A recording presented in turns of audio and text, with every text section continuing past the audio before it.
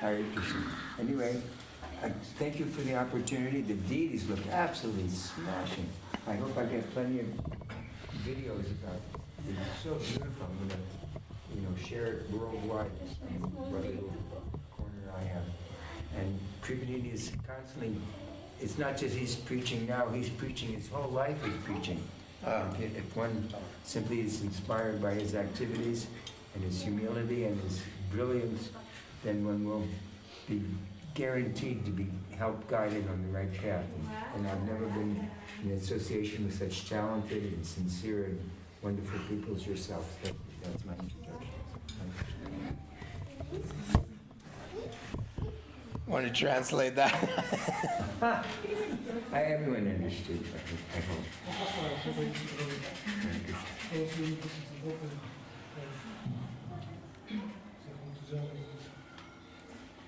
I just have to see if Lavanga's coming.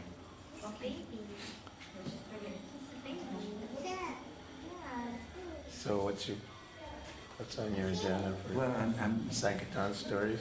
No, I just say something positive.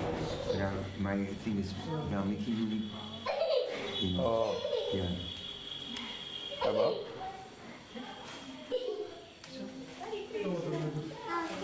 Is that Lavanga?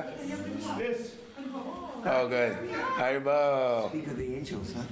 Speak of the divine angel. The angel flew all the way from Jagannath. I know, sorry. No. Sorry, I didn't know if I knew. I forgot to tell you. Okay, I guess we'll do a little Jairadamata to warm me up, warm my heart up.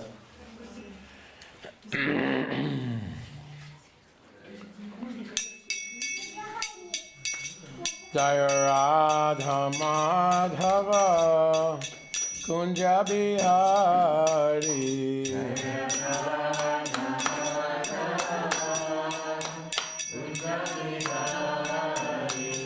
Jaya Radha Madhava Kunja Bihari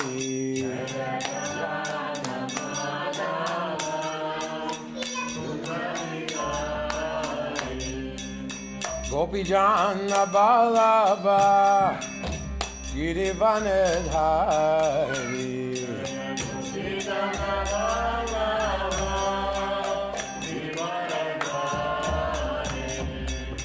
Gopi Jana Balaba Girivanadhari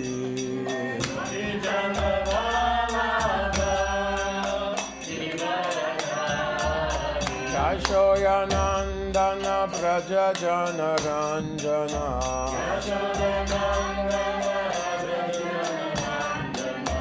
Yashoyanandana Braja Jana Ranjana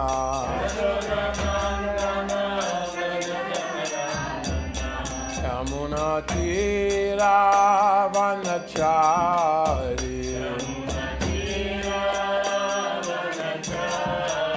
Yamuna Tira Vanachari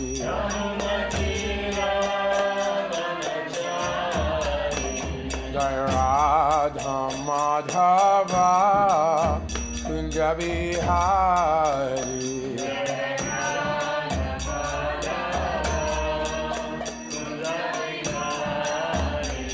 Jaya Radha Madhava Kunja Bihari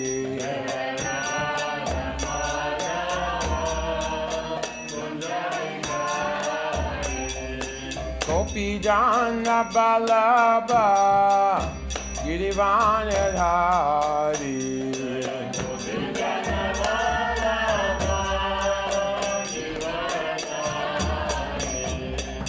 Gopi Jana Balaba Girivanadhari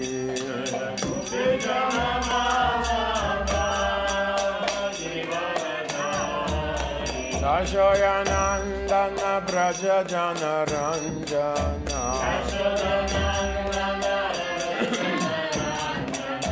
Yashoyanandana Braja Jana Ranjana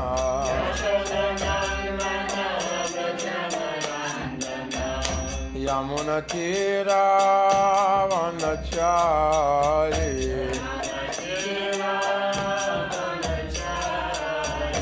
Yamuna Tira Vanachari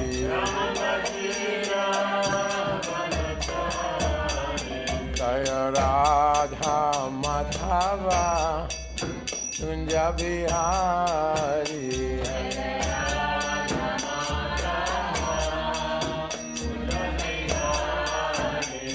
Jaya Radha Madhava Kunja Bihari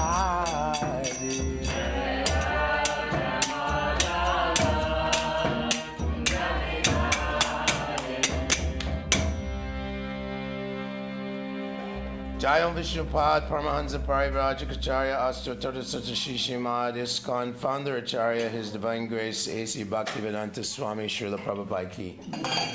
All glories to the assembled devotees. That's called a quickie. So I was just thinking while I was chanting that I wanted to thank everyone for blessing me with your association. You're all very enthusiastic, sincere,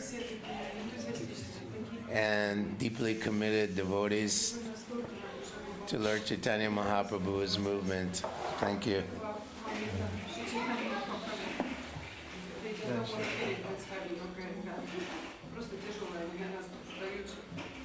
He just didn't want to carry it, right? Because it's a heavy garment. Yeah. So, sometime in the early 70s, Prabhupada brought a devotee called Bhagavad Das. Remember Bhagavad Das? He's actually a sannyasi now in a Gaudiya Math. But he was sitting at the Radha Damodar temple, and this was the first group of devotees. So there was Gargamuni, Brahmananda, maybe Shyamasundar. And Prabhupada was talking about Rupa Goswami, how he was empowered by Lord Chaitanya Mahaprabhu to write so many literatures about how to become a devotee and how ultimately to develop our love for the Supreme Personality of Godhead, Krishna.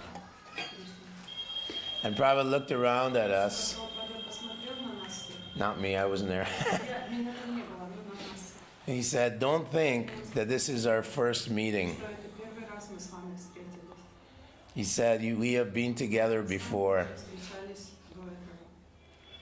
So I think that all of us were somehow connected before in a previous life. And, Srila Prabhupada is just picking us up again. And hopefully we can complete our lifetime and go back to Srila Prabhupada. So he said that. That was quite poignant. So, adventures of a Sankirtan devotee. Have you heard any stories about Yamuna and cooking rice? Has anyone heard that story? Is it trained? You've heard it? No? Sarvabhauma knows that. So Srila Prabhupada and Newman were very, very close. They were very close. And somehow, in the late part of the 90s and 2000s, Yamuna lived as our neighbor in Canada. And she inspired all the devotees there. So Prabhupada used to have her cook, and she became an expert cook by Prabhupada's mercy. Everyone gets empowered by Prabhupada. все получают могущество. So when Yamuna's prep was really good, Prabhupada would go, Хорошо готовила? that means good.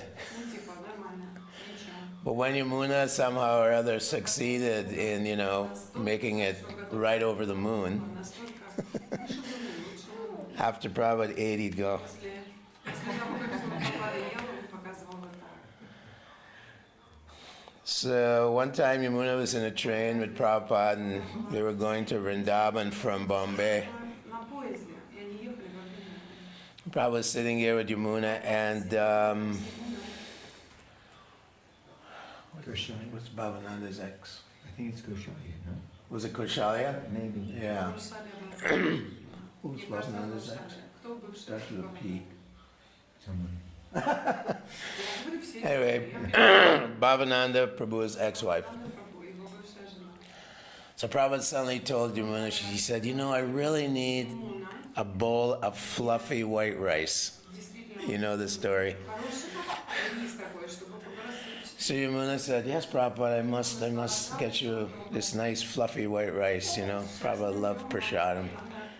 So she went to the head conductor in the train's moving through India, and she said, and she had a lota, Prabhupada's lota, and Prabhupada would use this lota for many things. He would use it for going to the bathroom. If there was an emergency, he'd use it for bathing. Now he's using it for cooking rice. So it's very transcendental. So Yamuna talked to the conductor and she said, I have to please my spiritual master. I have to cook this rice for him. And the conductor was, no. Indian rules. You cannot use our kitchen. I'm sorry, madam.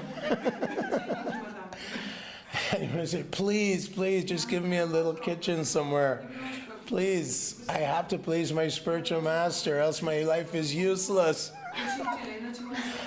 So the conductor refused. So, as you know, the trains, there's a door that opens to go to the next carriage. So Yamuna says, I might as well just throw myself off the train. And she walked to the end of the carriage. She opened the door. And she said, I'm just going to jump. I don't know if she was serious, but the conductor comes chasing after. He goes, no, don't jump. He says, don't do it. He said, come back, I'll give you a kitchen. So he gave her the kitchen, and she cooked the nice fluffy rice, and went back to Prabhupada. Prabhupada said, yes, this is my devotee Yamuna. She can do anything. Actually, in Vrindavan, there was Akshayananda Maharaj from England, and of course there was Surabi Maharaj from Holland. And Surabi is like a master architect, master designer, amazing genius. I worked with him in Delhi.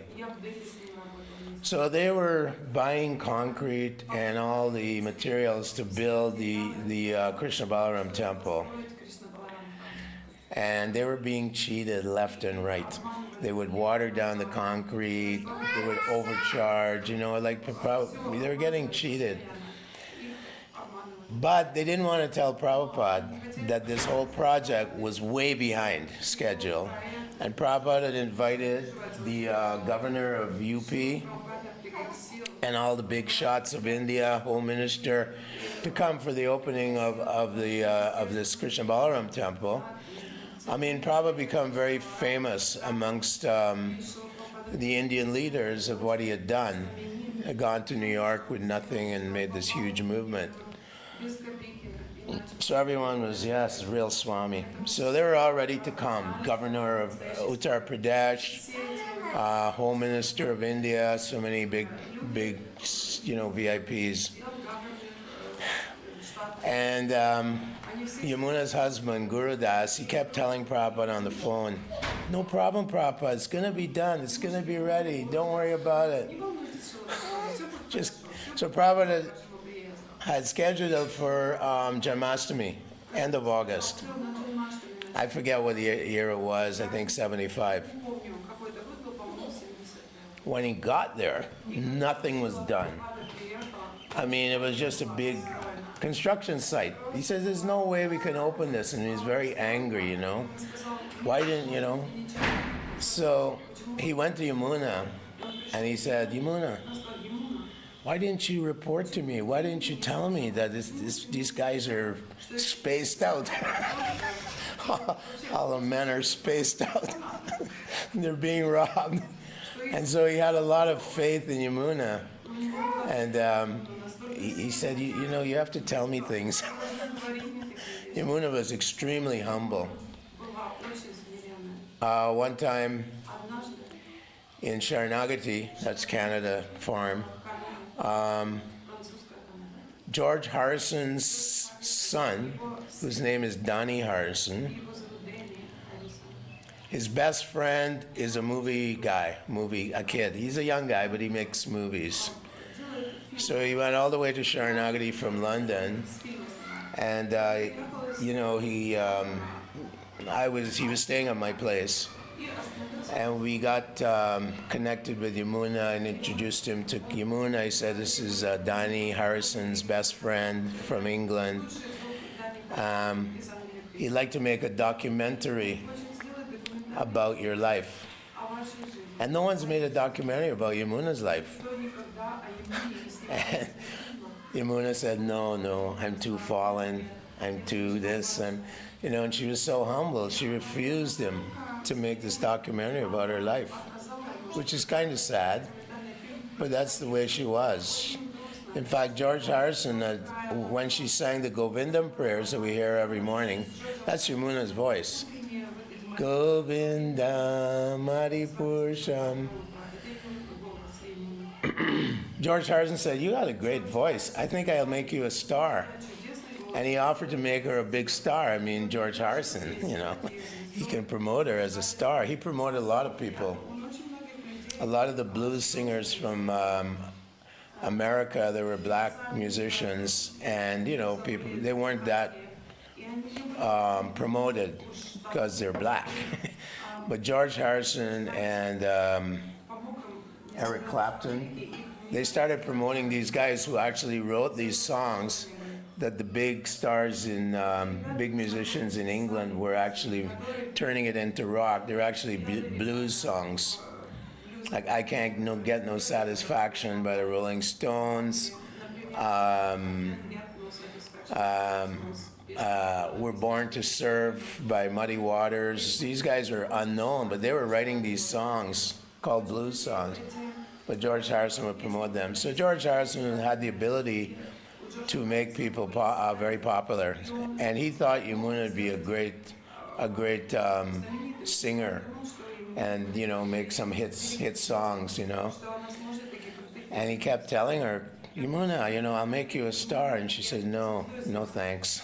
I just want to be a devotee. And she declined the offer. How did she meet the Beatles? That's a good question. Does anyone know how she met the Beatles? In Prabhupada's lecture? No. Yamuna and Shyamasundar and Malati and Govinda Gurudas. So they said, we got to meet the Beatles. This is the late 60s. You know, the whole Western world's like upset about the war in Vietnam and all this stuff going on. Kids are, you know, really rebelling against the system. And the Beatles are the leaders. They're singing about love and peace, basically, the love and peace movement. So they went to England, and what Yamuna would do was she'd cook an apple pie, because the name of their studios was Apple. That was the Apple Studios, the Beatles Studios. So every day she'd cook an apple pie, and she'd send it over to their studio, which was downtown London. It's right near where our temple is. It's not far from our temple on Soho. So the Beatles were getting these apple pies, and they're actually, she didn't know if they were taking them, but they're actually enjoying the apple pies. And George Harrison, of course, he had been involved with Ravi Shankar, and he was also chanting Hare Krishna. You know, he liked Hare Krishna mantra. Ему нравилась манtra Харе Кришна. So one day, Yamuna, somehow she failed to make an apple pie. Не сделала яблочный пирог. So the Beatles sent their, their assistant over to the little temple they had, В наш храм. and the message was, "Where's our apple pie?" И с вопросом, а где наш яблочный пирог? And Yamuna said, Муна сказала, "Well, we forgot. Okay, we'll make you an apple pie, but we have to meet you." мы сделаем вам яблочный пирог, но вы обязаны с нами познакомиться. So they agreed, and they went to the studios, but the security wouldn't let Shyamasundar in Охрана with the pie. сказала, чем So somehow a car was coming through the gate, and Shyamasundar just ducked down and he walked along the car, машина and he got in. через закрытый. And they had a waiting place, like a lobby, where people would want to meet the Beatles. And a lot of these people were Очень много людей. quite unsavory, like the Hells Angels from America. They came there, gangsters, mafia guys. Everyone wanted to meet the Beatles. And Shyamasundar was sitting way in the back, and Сидел сзади там Шьямасундар. he had a shaved head, devotional clothes. And what happened was George Harrison stuck his head through the door. He saw Shyamasundar. There's all these other people waiting to see the Beatles. And George Harrison just took a beeline straight to Shyamasundar. And he said, "Where have you been? Where have you guys been? I've been looking for you Hare Krishnas." Где ты был? Я искал вас. Где вы, Харе Кришна, пропадали? And that's how they made a great relationship together, good friends. Завели взаимоотношения. And George eventually met Srila Prabhupada, Он познакомился с Шримадом. and he was completely struck by Srila Prabhupada. Абсолютно. And then we know John Lennon offered the devotees to stay at his mansion. I forget the name of the mansion. Do you remember it? It's in hers. Big grounds. It was a huge place. It was owned by kings and queens. It was a huge place, and so the devotees were allowed to stay in one of the buildings, Преданные жили в одном из его зданий. and they'd have Mangal Artik and so on, and they would chant there. And Prabhupada would come there, and he was preaching to John Lennon and Yoko Ono.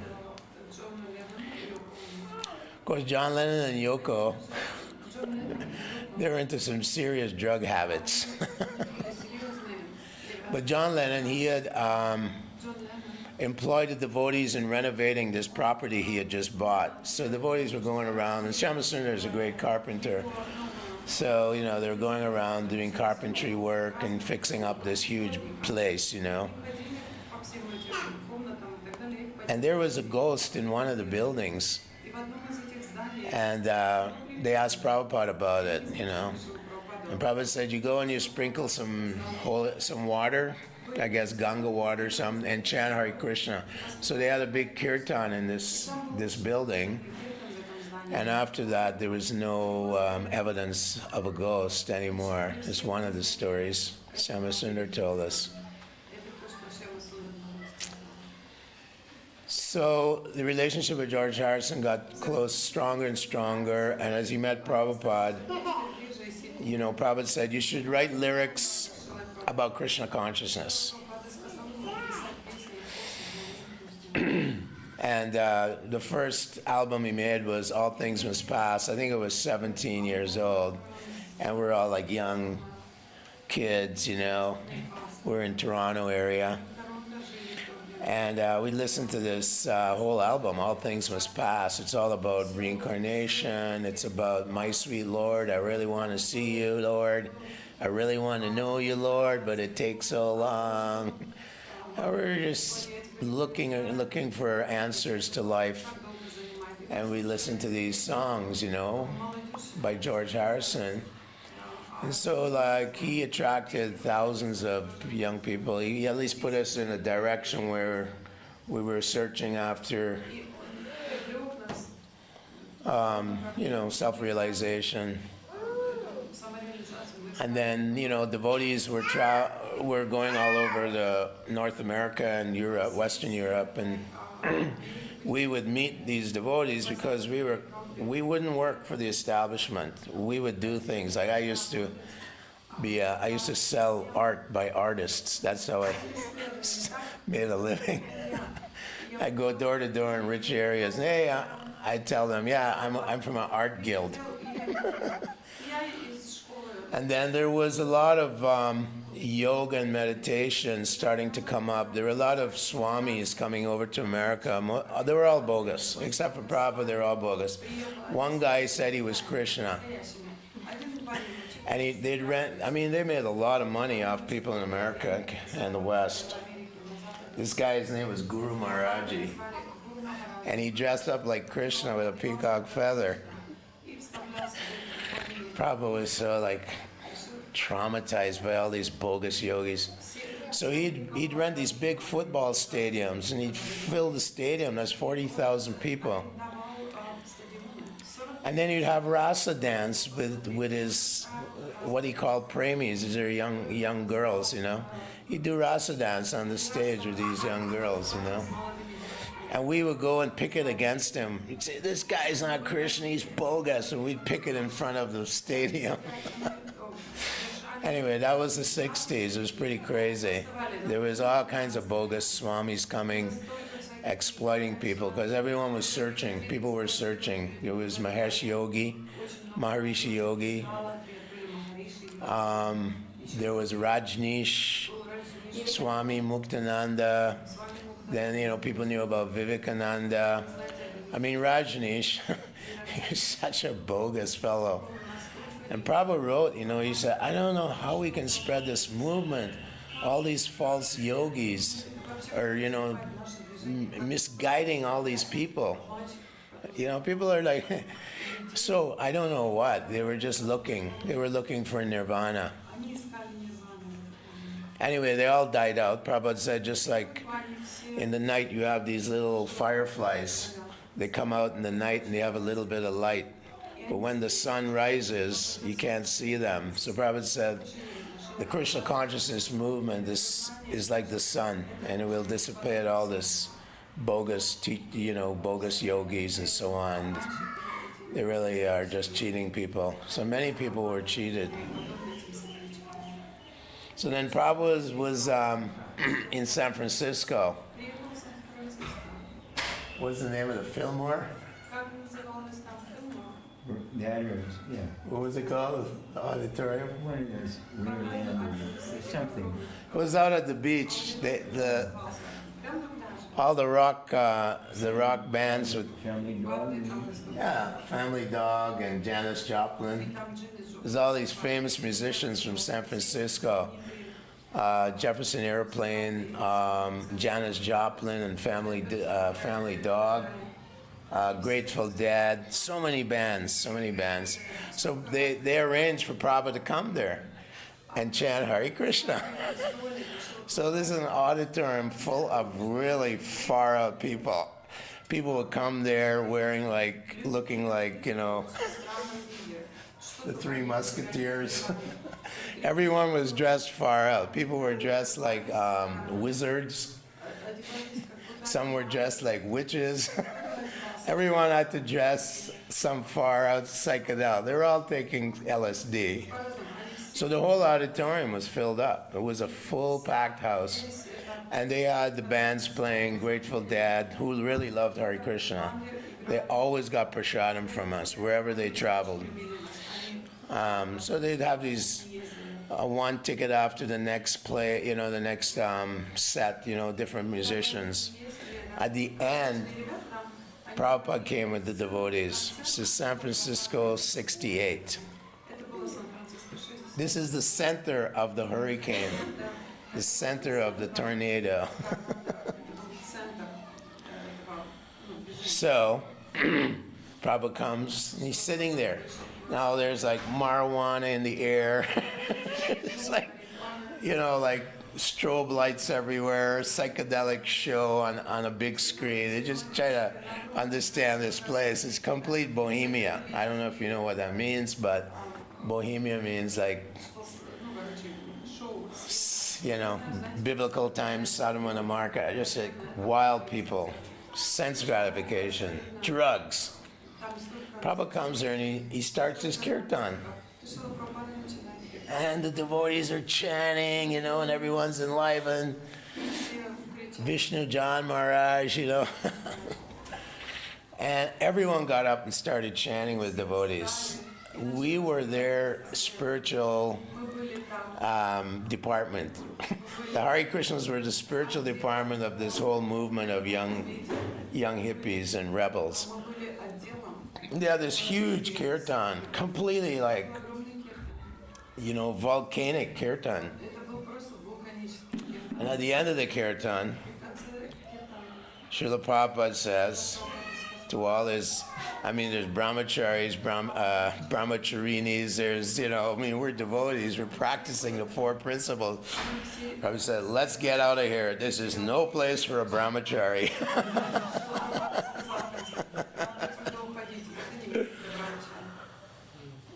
Later on, they had the first Rath Yatra at the beach in San Francisco. Do you know what the beach was called? Or near Golden Gate Park? Or anyway, they built this big cart. The devotee that built the cart, his name's Narayan. He lives in Los Angeles still. They built a nice big cart, and thousands and thousands of young people came for the first Rath Yatra. They really identified with our movement. Anyway, so they pulled the cart. There was a little problem. Problem was Black Panthers. There was a militant black group. They were called the Black Panthers, and they were threatening that you guys don't want our kids to sit on the cart. We're going to attack you guys. And they were militant people. They weren't nice. So Brahmananda was driving Prabhupada around San Francisco, kind of delaying, because he wanted to see what the Black Panthers were going to do. And Prabhupada's like, seems like a long way. Eventually, the Brahmananda had to surrender, and he drove to the cart. Prabhupada got out, and there's a picture. There's a picture of Prabhupada dancing like this, and all the hippies are around him. And so they pulled the cart, Lord Jagannath, they pulled him down to the beach, which was quite a ways away. And thousands of young people, and they were just distributing prasadam, having kirtan, extremely successful. That was the first Rath Yatra outside of India, basically. First or second, maybe it was the second, because they did have one on a truck, a flatbed truck before that. So it was the second, but it was very successful. Got any words on that so far? Well, it was that the one that Prabhupada was recovering from some illness and did not go. It was in Stinson Beach. Anyway, the amazing thing is that the Grateful Dead, they donated their stove to the Hare Krishna temple. They were feeding so many people, and so it just, the principle is that as you desire correctly, then Krishna and their noble desires, then Krishna fulfills that, and leading people step forward to participate in Lord Chaitanya's pastimes. And everyone will find that whatever one does with the right mood and the right intention, that you gradually be blessed with success. Awesome. So that was the beginning. The movement was just taking off. Of course, parents weren't too happy. They had no idea what we were doing, but they wanted us to go to college, get a degree, learn something, get a good job, and settle down. But we're certainly not interested. We were interested in finding out what the goal of life was, and here was Srila Prabhupada, our hero, leading the charge against Maya and the land of Maya. So,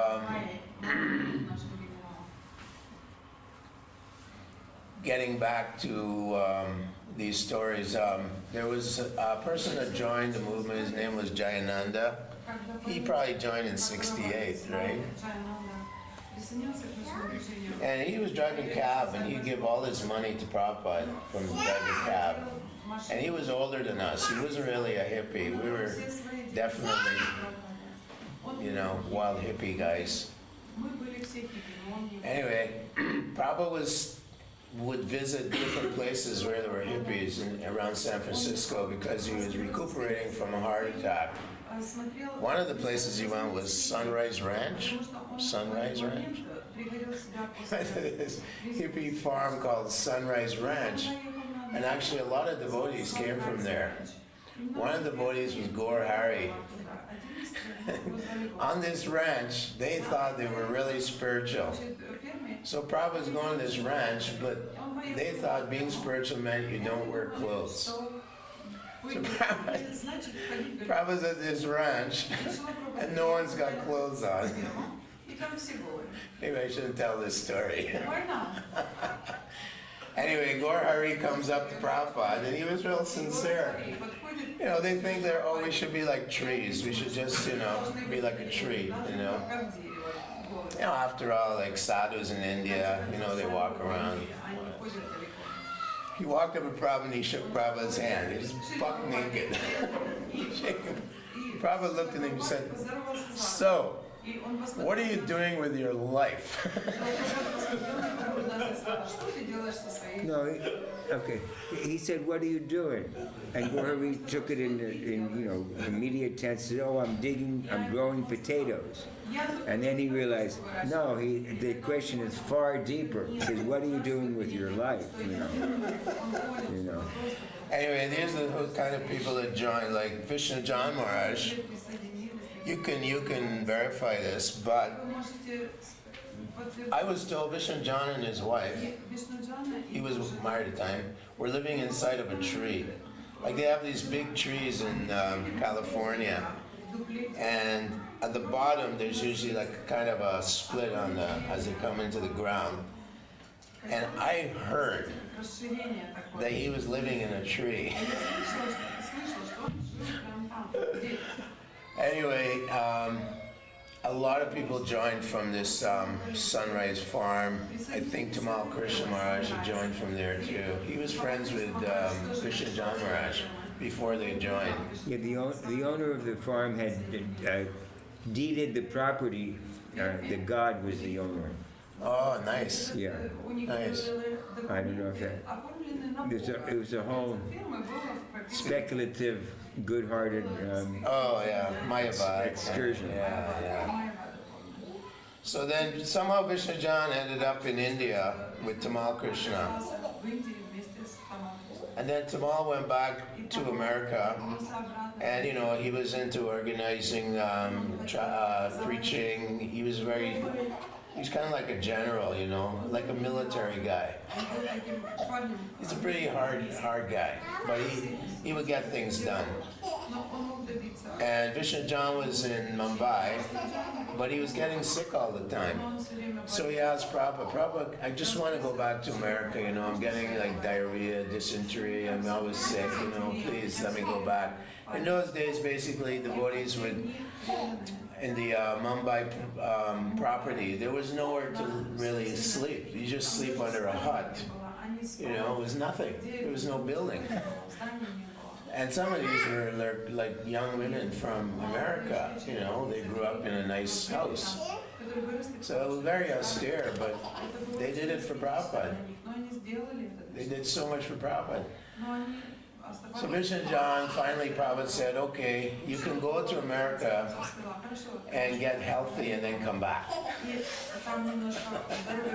So when Vishnu John went back to America, Tamal Krishna said, "Look, Bishop John, you're a musician, so let's organize like some of these boys. He had started the program in the late 70s after the demise of the Transcendental Road Show.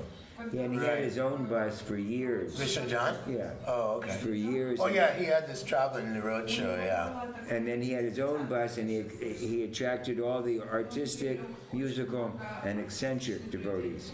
And they all loved him and traveled. We actually left, I with two other devotees, they gave us a new four-door pickup truck with the camper, and we drove from San Francisco to Florida just to meet him, you know. To meet Vishnu Bishop John. John Maharaj. Yeah, he was the, as they say, the real deal, you know.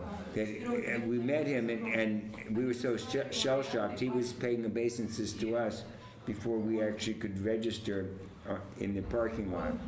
So he had beautiful Radha Damodar deities, and he would either do arti and allow us to sing, or he would allow us to do arti and he would sing. And it was just such a warm, family, friendly, and wherever they traveled during japa time, after Mangal Arti, we'd go out and pick wildflowers, string them in garlands, and then behind the curtains he would ask for the garlands, and he'd always decorate the deities in new, ingenious, original ways. That's Radha Damodar? Yeah. Yeah, nice. So they were very beautiful, and they were taken out. They were in the mood of Gorni Thai, because usually Radha Damodar don't travel, and they would go everywhere to fairs, to beaches, and it was just his. For instance, when they were in Los Angeles, the whole, you're probably not aware of the names, but it's a huge park, Griffith Park, very popular, and they would have kirtan, and then with his excellent philosophical presentation, his sweet, syrupy voice, he'd say, and now is the time for everyone to bow down to Radha Damodar. And the whole meadow, hundreds if not thousands of people would bow down. He was the first one up in the morning, the last one to go to sleep. He was super friendly, he was always chanting. I walked across the Golden Gate Bridge with him in a kirtan party. It was just, and he was very gentle and mild-mannered. For a while, I was on his, we traveled with the party, and then a couple of years later, I was having some difficulty. So I was on his party, and I was bathing Radharani, and he was just very gentle. He told me, Sarv, it's not very good for your spiritual life to fall asleep while you're bathing Radharani, so I suggest you do another service. You know. Anyway, that's all I have to say. Do you remember when, you probably know this better than I do, but Prabhupada came to Los Angeles, and he said, Mr. John Tamal had recruited a lot of boys from the university campuses, and so each boy to meet Prabhupada was given a rose, and they were all lined up outside Prabhupada's room. You know that? Well, anyway, there was some question Prabhupada was saying, Tamal, you were at GBC in India, we really need you there. Yeah. What are you doing? Yeah, what are you doing, exactly? So he had given everyone a rose, and there were like at least 50 to 100 boys came in. Yeah, a whole and pile of young men, you know. This is my offering to you, and Prabhupada says, okay, continue what you're doing. They came in the room, because Prabhupada was like, come back, you needed, good leadership in Mumbai to come back. And so these boys were all lined up, brand new devotees from university campuses with a rose. And they came in, and each of them offered the rose to Prabhupada. Prabhupada was like, his eyes got big, he said, this is preaching. That was the punchline I remember Prabhupada saying, this is preaching. Which reminds me of another story when Tripurai came back from the airport, and he got to go in to see Prabhupada. They wouldn't let me in. They wouldn't let us in. We were small timers. And Satsaru Maharaj was there. And then Tripurai came out, and we said, like, what did Prabhupada talk to you about? So Prabhupada was sitting on his bed and he said to Tripurari, sell me a book. And he was still in his army clothes. And so Tripurari said, hi, how are you doing? Where are you coming in from? And he did his whole sales pitch to Prabhupada. And then Tripurari said Prabhupada started to like practice on the lines, and Prabhupada was going, hi, how are you? Where are you coming in from?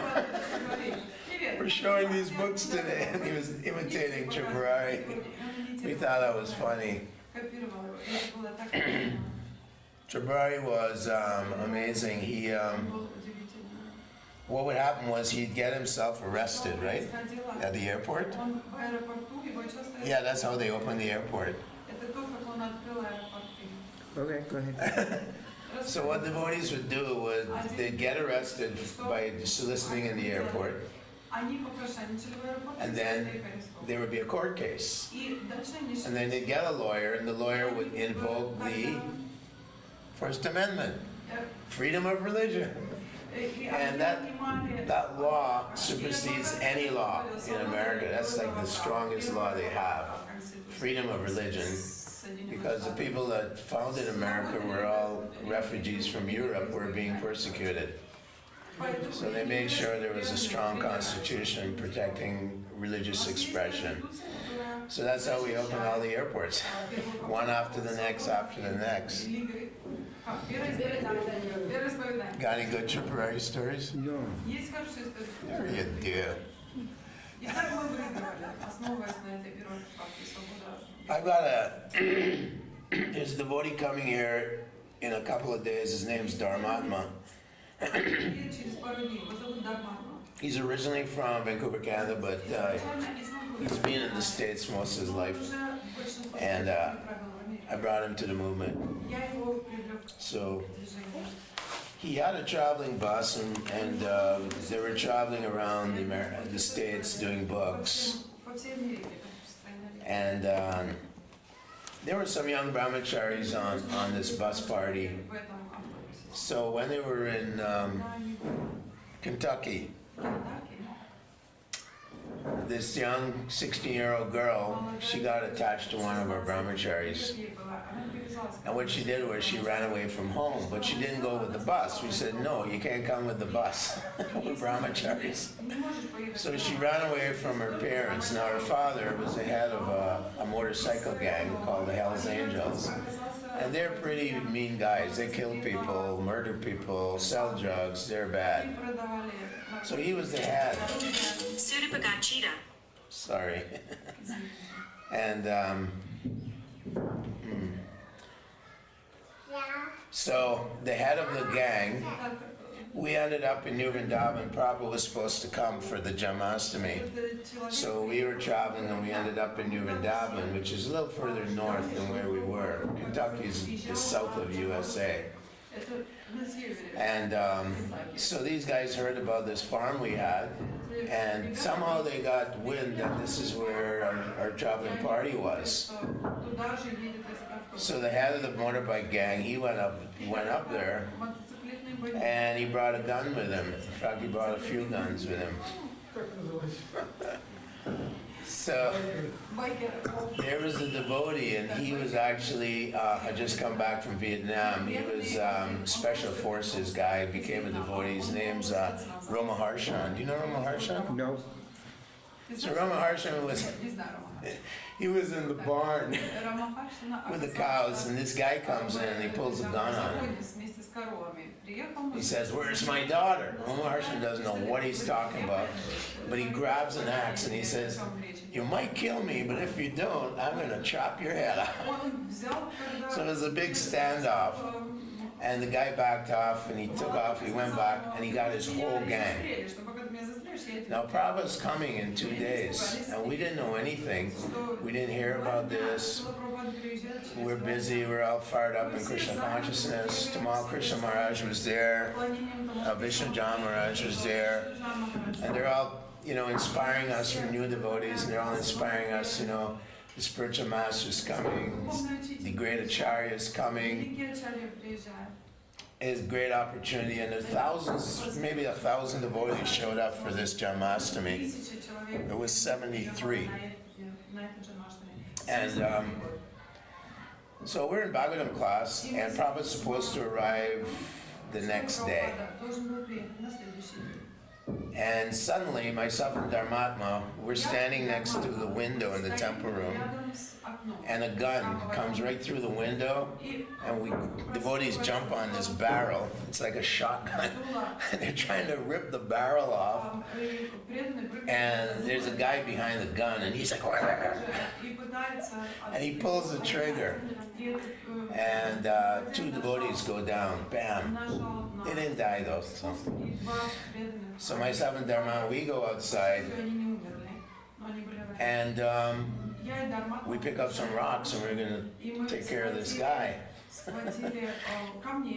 Next thing we know, there's 2 more gangsters behind us, and they've got like M16s. That's like AK-47 in the back of our heads. And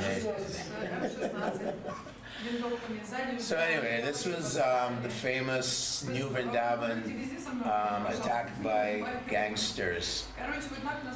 And the leader of New Vrindavan was Kirtanananda. Make it short.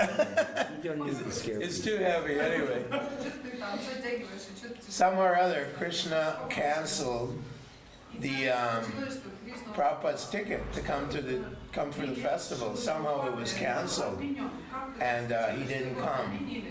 Anyway, the gangsters got away, and after that, devotees started training in martial arts, and never happened again. But it's not that, I don't know, America is such a wonderful place. I mean, there was all kinds of antisocial elements that were working against us, including the media and so on. So this was a war on Maya, a war on Kali Yuga. As Parikshit Maharaj told the personality of Kali, you can go wherever there's gold. And certainly in America there's so-called gold, there's a lot of money there.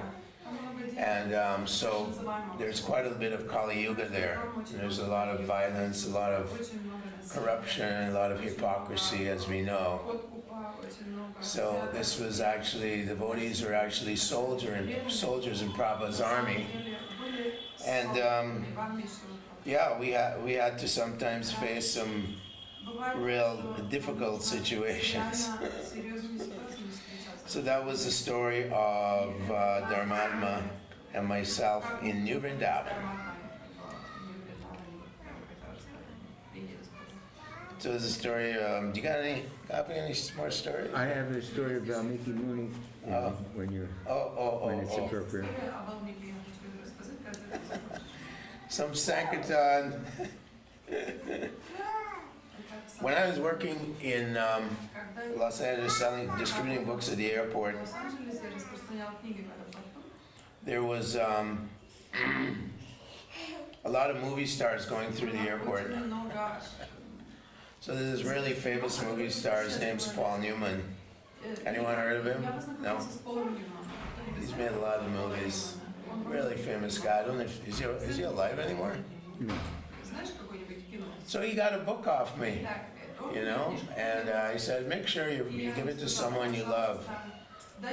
So I don't know if he did, but you know, a few months later we heard that his son had died from a drug overdose, so hopefully he had read the book before he left his body. And anyway, we'd meet these celebrities. One was Pat Boone, famous singer. He really liked the Hare Krishnas, but he was Christian. And he would come up to me and in the airport, and hey, what are you guys up to, you know? He was famous, actor and singer, you know, and he was really attracted to us. So he got some books off us, you know, and got the mercy of Lord Chaitanya. What was the name? Sorry, I missed. Frankie Avalon, Italian-American Frankie Avalon. So myself and Vijitatma, we used to, he was from California, but myself and him, we were up in Canada, and we go to this island. It's called Vancouver Island. It's a big island. It's the size of Denmark. And for Easter was a really nice time. People were in a good mood. So we'd get these flowers that we'd import from Mexico, and we go over to this island. The only problem is when you ran out of flowers and books, you couldn't get back off this island because it was Easter. Too many people. So we're on this island and we're doing fast food restaurants. You know, McDonald's, Arby's, Dairy Queen, the whole works, all the way down the strip. There was these fast food places. And we just walk in and start distributing books and getting donations, you know. And the managers were like, whoa, who are these guys? So we did that, but prior to the end of Easter, Easter was 3 or 4, Friday, Saturday, Sunday, Monday. It was 4 days. So we ran out of flowers. And that was kind of our way of breaking the ice with people, and then we'd give them a book, you know. We'd get a donation and give them a book. So Vijitama got this brilliant idea. He went down and he bought a 50 kg bag of carrots. And the carrots, they were just pulled out of the ground. They still had dirt on them. He said, we're going to do carrots. So we're going around hitting these, they call them like retail strips where you have fast food restaurants and things. And we're doing carrots. Now there's this famous cartoon in the West called Bugs Bunny. It's about a rabbit. And this rabbit's always being chased by this cowboy. He's always trying to shoot him. And Bugs Bunny, his favorite line was, what's up, Doc? What's up, Doc? So Vijitama's in this fast food restaurant, McDonald's or something, and we're coming up to people and he's going, what's up, Doc? Bugs Bunny wants you to give a donation today. Oh my gosh. And people just started laughing, and they take the carrot and give us a couple of dollars and get it back to Godhead.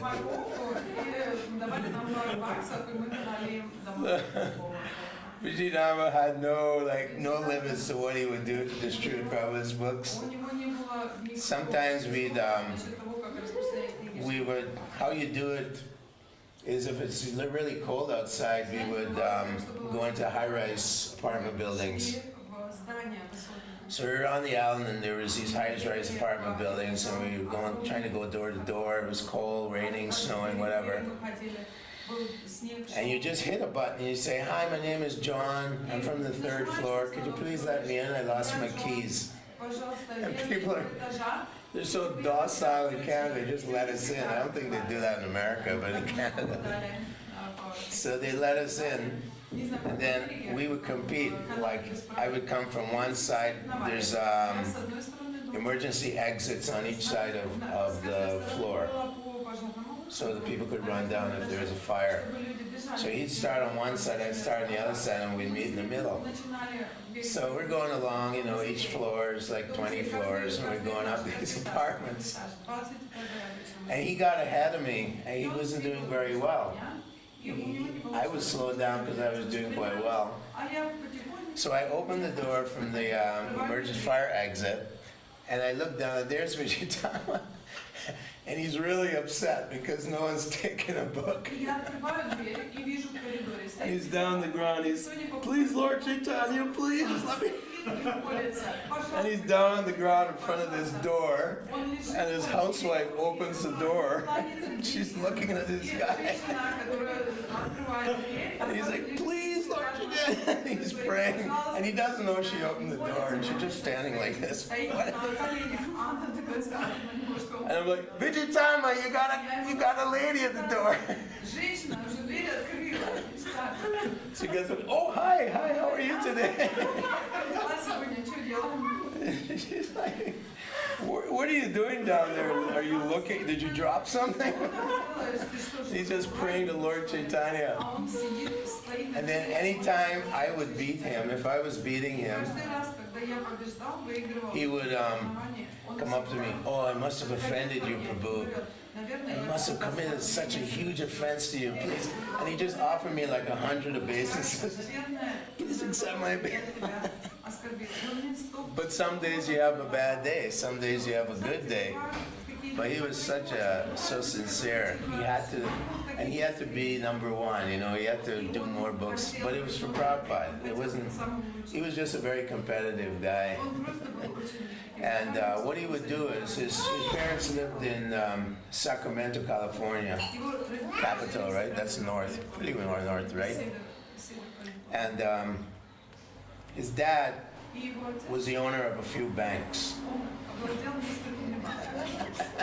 So his dad wasn't too happy that he became a devotee. His other brother was a doctor in a local hospital near Spichitama.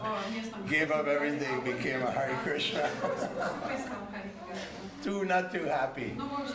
But his mom was very soft-hearted, and so every day he would take the Maha Burfi from the deities, pack it in a package, and mail it down to his parents. Every single day he would do that. And his mom, you know, every day my son has sent me some sweets, and it was usually burfi, ladu, burfi. And after about a year, his mom became a devotee. And she'd be talking to us on the phone. Yeah, my neighbors are karmis, you know, but I've been giving them some prasadam. And she's talking like this, like a very conservative people, you know. And she's talking about her neighborhood, how, yeah, I'm distributing prasad to all these people. They're karmis, but it was so funny. She became a devotee just from prasadam. She just loved what he did. So he was quite the inspiration, and he probably will come here for Gaur-Purnim. He's still distributing books, although his health isn't very good. Vijitama Stories Ki Jai. Yeah. Oh, so the problem is in American Canada, like devotees, we don't care about borders. So, you know, Canadians will go down to America and do Sankirtan like you. And we would never get papers. I mean, we'd ask the temple president, can you get us, like, you can get a visa as a missionary. You can get a devotee visa as a religious guy. But the leaders would just tell us, like Kirtanandi would just tell the devotees, you know, oh, don't worry about it, Krishna will protect you. So what happened in Canada was Vijitama got picked up. We were going door to door in a very conservative area, and he got picked up by the police. And I'm sleeping. We used to sleep in a van. We'd just sleep in the van. The books were there, and then we'd make like get some plywood and make a bed. We'd push the bed up and get the books out. So we were just, I was sleeping in this van. It was like 2 in the morning. This big cop, he goes, you have to come with me. Okay, what's up? So we went down to the station, and these weren't ordinary cops. These are actually guys who look for criminals who cross the border, because criminals would hide over in Canada or vice versa. So I said, oh, we're just Hare Krishnas, and said, this guy's American, I can tell by his accent, you know, what's he doing up here? He doesn't have any papers, blah, blah, blah. So we're gonna deport him. So they give him his deportation papers, and they put him on a plane and send him down to Seattle, which is on the border. It's a border city. It's where Microsoft is, 2 hours from Canada. So what he did was, he wanted to come back to Canada because of that. It was really booming in our temple. Our temple was really booming. We had 22 Sankirtan vans.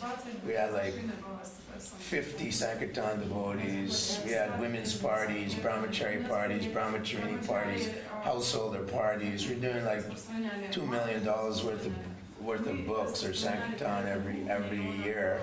So we were one of the bigger, boominger temples in the late 70s. So a lot of devotees would come up to Vancouver. We had a good leader. So Vijitama went to a judge in Seattle, and he told the judge, he said, you know, I joined this cult, the Hare Krishna cult, and they kind of brainwashed me for a while, but I'm trying to get out of it. He said, you know, every time I try to escape, they track me down, so I'd like to change my name. So the judge said, yeah, we know about these cults. I'll change your name, no problem. No problem. They were so anti-Hare Krishna. So the judge, what name do you want? This is going to be completely legal. So Vijitami called himself Gordon Nitai.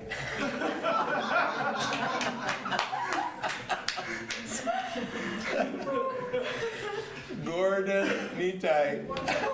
So he got all his papers. And he'd be going, hi, my name is Gordon Nitai. We're just showing these books today. What? What's your name? Gordon Nitai. So people were always chanting Gordon Nitai. Yeah, that's how we rolled. Yeah. So many Sankirtan stories like this. I remember devotees in LA started the spiritual sky incense. You want to say anything about the spiritual sky? So Jayatirtha, he conceived of this idea to start spiritual sky incense factory in LA. So they started making incense, became very, very successful business. But you know, a lot of devotees are, that's not preaching, you're just, you know, making incense, you're doing business, you're after money, blah, blah, blah. And they went and complained to Srila Prabhupada. These Sankirtan devotees, you know, they're always coming up with these ideas. Now it's an incense factory. You know, we're supposed to be preachers. And Spiritual Sky was making like $1 million. I don't know, for a year or a month, I don't know. But Prabhupada said, if you can make $1 million for Krishna and you think it's Maya, you're in Maya. And Spiritual Sky incense took off, and a lot of the householders, how they supported themselves would, they'd drive around, you know, the continent and the country, and they just wholesale Spiritual Sky to all the little boutiques, and it was very, very successful. Another time, the Christians came to us because around 75, 76, this devotee, he decided that he was going to do, we started innovating. So we learned at the Christmas time, if you dressed up like a Santa Claus or a Mrs. Santa Claus and go out and show people books, they just loved it. Americans love anything crazy. So we had this, everyone was doing Santa Claus. He got arrested for impersonating Santa Claus. Where was that? Memphis. In Memphis. Ooh, Memphis, that's the deep south. So we were doing huge with Santa Claus. Like I was in LA and they had 250 Santa Claus outfits. And so after the morning program, you'd go into this big room and they would fit you up. Like, what size are you? Oh, you're a small. Oh, no, you're a large. You're an extra large, you know. And everyone get fit up. And then we had these old beat-up cars. We'd buy a car for $50. And we had these, you know, devotee men who were mechanically, you know, and they'd just fix these cars up. We would rip the seats out of the back. We just have one seat for the driver. And then in the back, we put as many books as we could, and in the trunk. Remember those cars? That was in the 70s. Anyway, there's all these old cars, and they would just take us somewhere in Los Angeles, you know. And so we're all doing Santa Claus like this, and it was so huge that at the end of the week, an armored car would come to pick up the donations. Like, you know, those trucks that they're all like bulletproof with guards inside with guns. They come to the temple once a week to get all the money and take it to the bank. And Ramaswar, he was the head of Prabhupada's BBT and the book distribution and so on. And Prabhupada would write to him and say, every dollar you collect is one brick in Mayapur. So then the Christians, they got mad because we were all over the country doing Santa Claus at Christmas, you know, and doing huge amounts of books, millions of books. It was so successful. Everyone's in a good mood. Everyone's all about Christmas. And then here comes Santa Claus in the parking lot. Hi, how are you doing? Ho, ho, ho. We're doing a special drive today. Take a look at this. Give a donation. And we'd give them a candy cane. We'd have a bucket. People would throw in a couple of dollars, give them a book. It was huge. We had ladies Santa Claus parties. Mrs. Santa Claus. They had a school in Los Angeles for kids, and the head teacher, her name was Tushti. And she's very smart. So she had all these teachers, these ladies who were teaching. We'd all dress up as Santa Claus, and in the evening, around the the more wealthy areas of Los Angeles, like Anaheim, Ontario, Thousand Oaks, all these areas, they had these lounges. It's kind of like a neighborhood lounge where people go and have some drinks and do karaoke. So Tushti would go, and the name of her women's party was Eternity, Knowledge, and Blitz. Not Bliss, Blitz. like when the Germans were bombing, Blitzkrieg. So they'd bounce around to all these neighborhood pubs. And they would just walk in Santa Claus outfits, 3 or 4 young women, you know. And they go up to the manager and they say, hi, we're doing a special charity drive today. We're here, we're, Christmas time. And of course people are in a good mood. Oh yeah, go ahead. And they'd take over the whole karaoke. And they'd make this announcement, yeah, we're helping people around the world. Please take a candy cane, and we're passing the buckets around. Just give a donation, whatever you want. Of course, people are all drinking alcohol. They get in a good mood, pulling out all their money. She come back with like $1,000. All these books are going out. It was a lot of fun. I remember Chiprari, he would go to the football games. And he'd have a stack of small books, and he'd roll up the back to Godhead, and he'd go program dollar as they were going in. Program dollar, and people, oh yeah, thanks. It's a program for going back to Godhead. So I had one.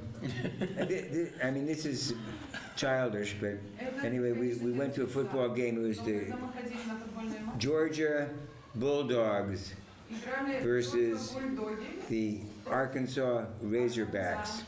So we were a little, it wasn't very polite, but we'd say, are you a dog or are you a hog? And whatever they'd say, great, give a donation. We thought it was very funny because we were discussing the second canto at that part. Men were dogs, hogs, asses, and camels. Yeah, we didn't find the asses or the camels. So. Hare Krishna. Anyway, the Christians got really mad at us, and there's a lot of Christians in America. They love to eat cows. Anyway, they went to the GBC, and Satra Maharaj told me this story, that they went to the GBC and they said, you guys are really, you're immoral. You're using a Christian saint, Santa Claus, to distribute Hinduism. This is totally unethical, completely immoral. What are you doing? So the GBC went to Srila Prabhupada and they said, Prabhupada, the Christians are accusing us of being immoral because we're using Santa Claus to spread our mission. Prabhupada said, it's immoral if it decreases my book distribution, and it's moral if it increases my book distribution. That was the end of that, that was it. So that was Prabhupada's mood. So these are some of the fun stories of preaching and traveling Sankirtan across the United States, North America. There's a lot of devotees that send us up to Alaska. We go up there just when there was payday. Fly up there to the airport. And we were legal. We made the airports legal. And up there in Alaska, which is very close to Russia, right? There's oil rigs in the sea. It's huge oil exploration up there. And so we knew that these guys, they didn't have nothing to spend their money on, and we knew when their payday was. And we take a bunch of the brahmacharinis up there. And we go up there and we just on the payday, they would always change shifts. Every 2 weeks they'd fly back down south. They didn't like cold weather. So they'd go up for 2 weeks, do a shifts, 12-hour shifts every day, then they'd fly back down south. So these the devotees would go up there, payday, and they would just look at the pictures and they, wow, this is beautiful stuff. These are like hard-working, like trade guys, like blue-collar, proletarians, right? Sudra guys. They just buy like, oh yeah, I'll take a stack, say give them to some people you like, It was huge. So that was the Alaskan airports. They were really good. And that's we how also, the movement went on. On payday, we'd arranged to get entrance to the American military bases. That was always very lucrative. And we figured out an easy way to get on, but we didn't perfect the... we would go in and say, we have an appointment with the chaplain. And they immediately give us a pass to go on, and then we'd go to the general store, or the PX, or we'd go door to door in the barracks or dormitories. But we weren't sufficiently experienced to realize that we could actually have gone to the chaplain. Because as soon as they called the chaplain, as soon as someone objected, he'd say, no one made an appointment with us. And they'd come and get us with dogs and guns. But then they'd let us go, Also, they'd ask you to leave. Would they ask you to leave? They didn't ask us to leave. They told us to leave. They told you to leave. Yeah. Guns drawn. With dogs too. Is it time for kirtan? It's time for your stories. No, we'll do that next week. There's no time. Kirtan. 10 to 12. So what time's the kirtan? Do we go over again? Kirtan is now. Perfect.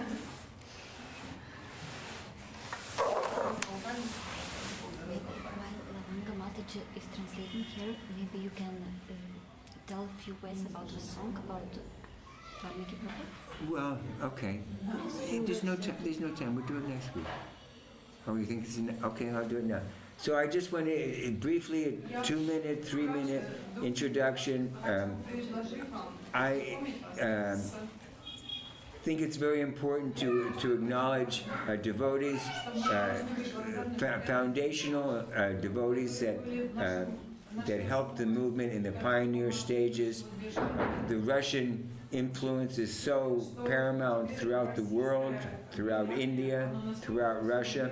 And Prabhupada had 2 Russian disciples. The second one is Valmiki Das. I have information. I have his initiation letter. I have pictures of him.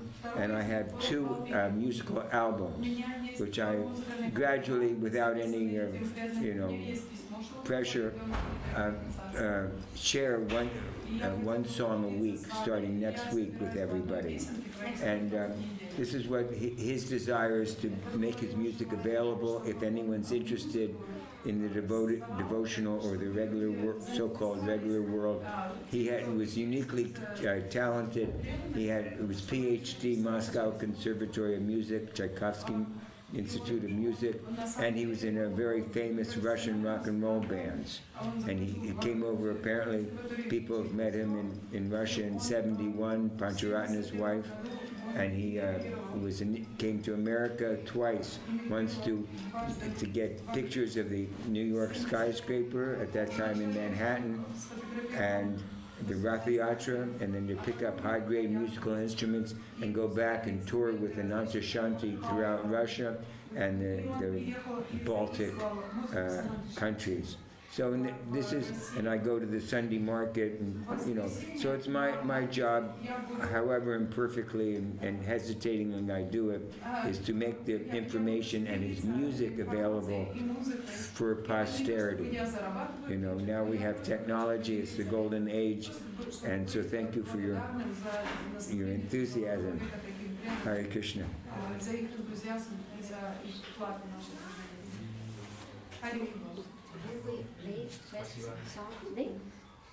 You want?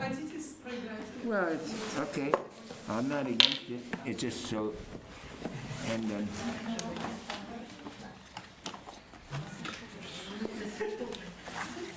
Got it. You got all your equipment well equipped. I can't. Anyway, not everyone likes the same type of music, that's for sure. But this is modern. Well, it's actually old school. It's at least 20 or 30 years old music. Where's my?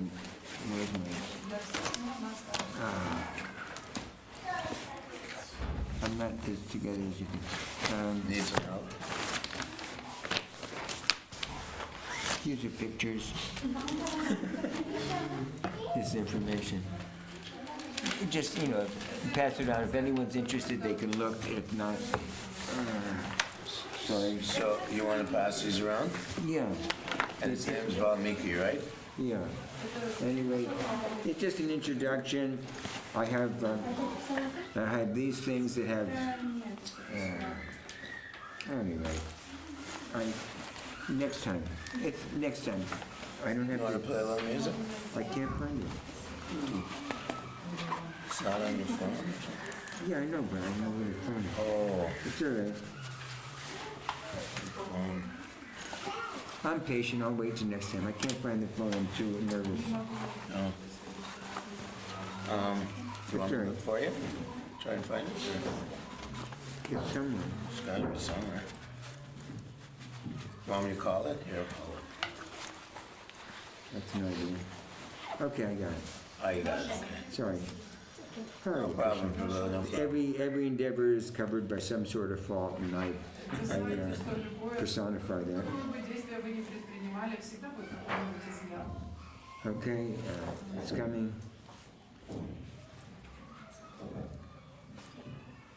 Not perfect. Un momento. How do you say that in Russian? Okay, so I'll play the second song because he has some Russian lyrics in it. Okay? And I'll try not to make it too loud to start with. Too many crickets. We're getting there.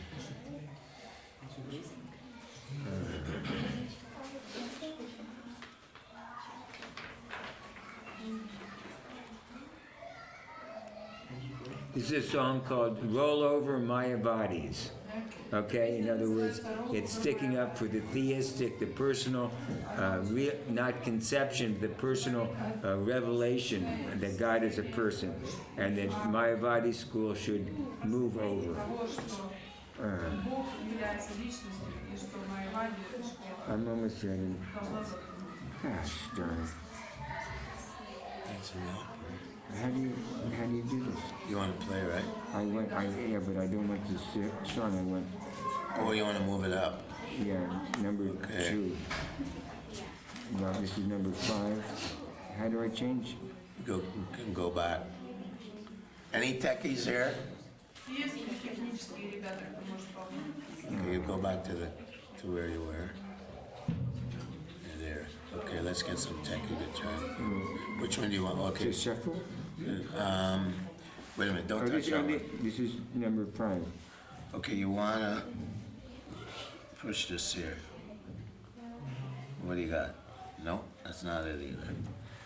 No. Okay, well, this is a really classy presentation. There. Okay, just get one of these kids to. I'm on song 5. How do I get to song 2? Do you, Once you anyone get know? this song number. Кто может мне показать, как перейти на Okay, this one here. You want song number 2. Yeah, there you go. Yeah, that one. That's it. It's too loud.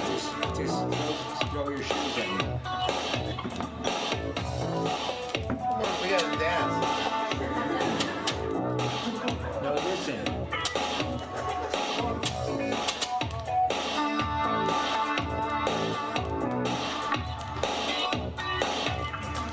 It's the go.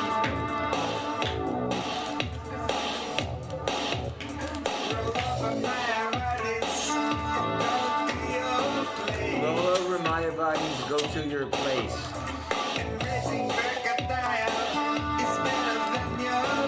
Embracing crocodiles is better than your grace. Sleeping with the cobra is better than your grace.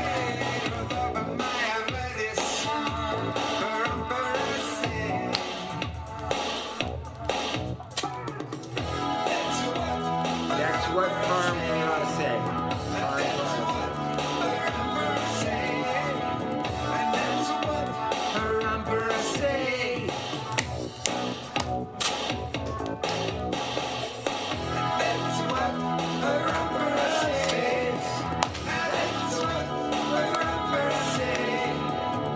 That's what Parampara says. Now this is 20, 30 years ago. He composed the music. He died 20 years ago.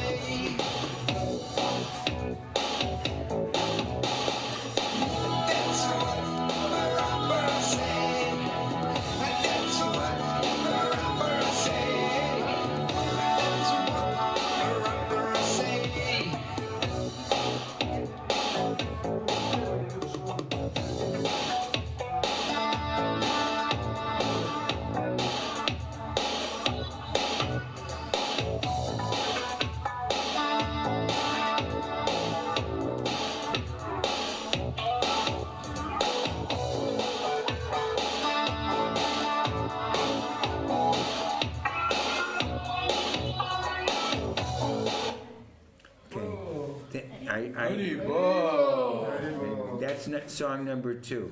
Thank you, and with your permission, we'll play one a week, so it doesn't become overbearing. Hare Krishna. All glories to the Russian yatra, which is most powerful, I would say, in the whole world today. So I'm just, my point is that someone must have done something right in the very beginning, right? And no one person does anything, accomplishes anything. It's always help with your friends, you know. And he was actually Prabhupada's initiated disciple, and the information is available, and I'll have it tomorrow. And I usually have, let's see, maybe I do. Anyway, in the future, if you want, I can give you information, pictures, and music, free. Thank you. Hare Krishna. So I have a picture here of a guy. He's actually born in Canada, but his parents are from India, and he's a big shot in the Canadian government. So he comes to goes to different countries to do, trade negotiations, trade treaties, So he's a friend of mine, as you can see. He was, the chief guest at one of the festivals I threw up in Canada about 3 years ago or 4 years ago. So he travels a lot, and what he told me was, "Well, you guys are really growing." He says, "Everywhere I go, there's so many Russians becoming devotees." So people are taking notice. Politicians, people in general are taking notice of the Russian yatra. They're everywhere. In Canada, the most enthusiastic preachers are from Russia, at least in the city I live.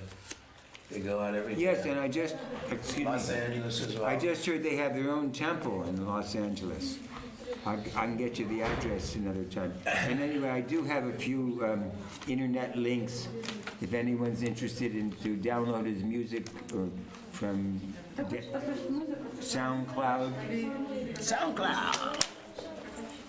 Or you can keep those. Thank you. Hare Krishna.